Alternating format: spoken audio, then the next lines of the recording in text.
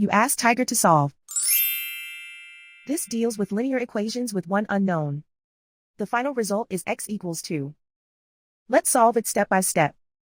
Simplify the expression. Combine like terms.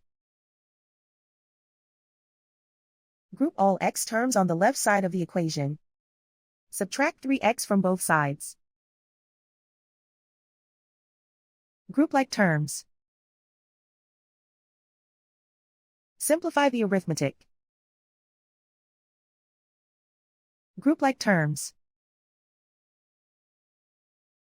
Simplify the arithmetic.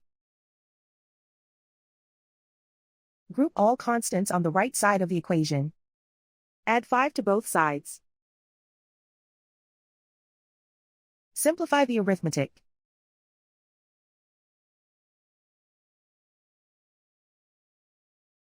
Convert the x into a positive number. Multiply both sides by -1. Remove the ones. Simplify the arithmetic. And so the final result is x equals 2.